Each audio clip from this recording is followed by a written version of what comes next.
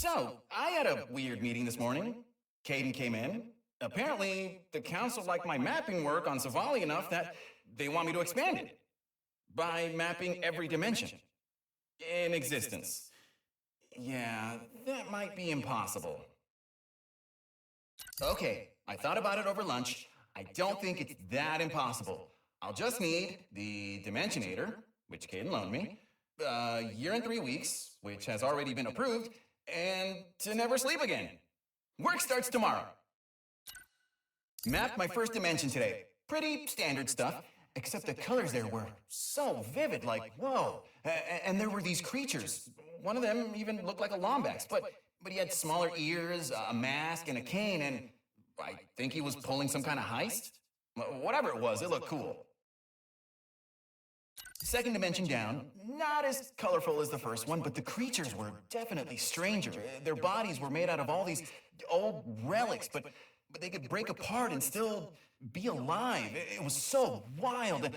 And now I wish I had asked Caden for more time. I just want to learn the stories of all these dimensions. Third dimension was cubes. Really, really smart cubes. I don't know what else to say there, except that I might have to stop doing these for every dimension I visit because there's a little bit less than an infinite amount left, and I could have mapped 32 in the time since I started talking. Okay, bye. Good news, mapping's going well. Bad news, apparently not well enough, because Caden just asked me to go faster.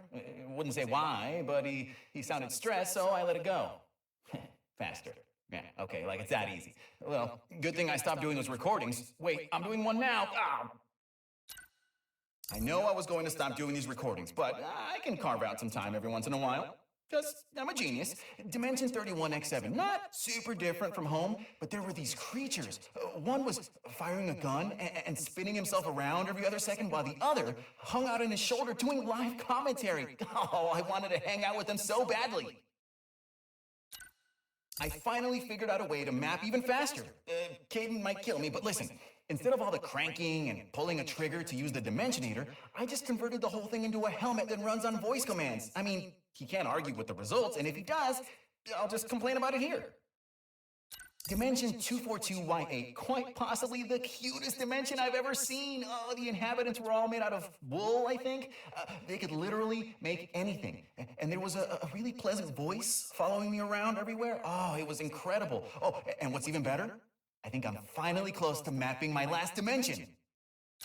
So tomorrow I'm going to sleep in for an hour because I'm done, baby. I mapped every single dimension in existence. Woo-hoo-hoo! Oh, I can't wait to see Caden's face when I give him the map. And tell him that I'll be going back to all those dimensions soon. There's still so much I can learn. I found out why Caden has been so stressed lately. Something bad's going on.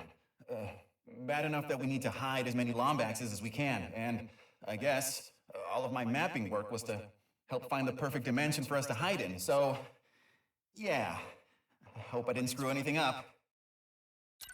This is my final recording.